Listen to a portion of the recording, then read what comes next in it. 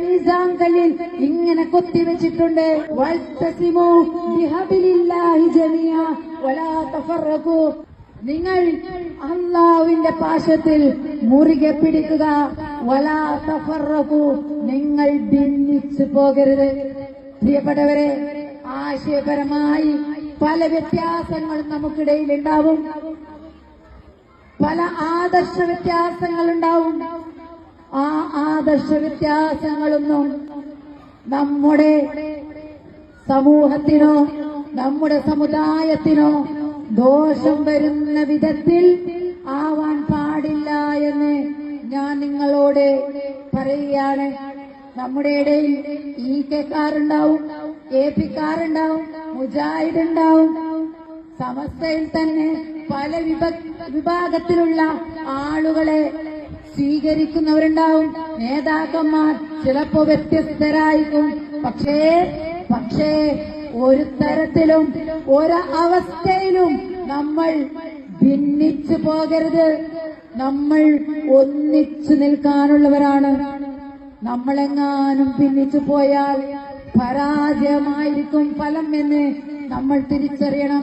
ഞാൻ നേരത്തെ പറഞ്ഞുവല്ലോ, 3/4 നൂറ്റാണ്ടിന്റെ 75 വർഷത്തിന്റെ പരിശ്രമത്തിന്റെ അടയാളങ്ങളാണ്, ഫലങ്ങളാണ് ഈ കാണുന്നതൊക്കെയും.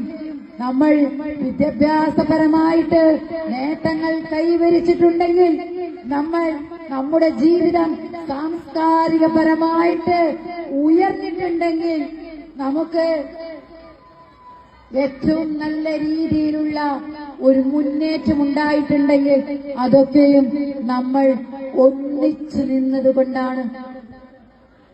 ഒന്നിച്ചു നിൽക്കാത്ത ഒരു വിഭാഗത്തിലും അള്ളാഹുവിന്റെ സഹായം ഉണ്ടാവുകയില്ല എന്ന് നമ്മൾ തിരിച്ചറിയണം.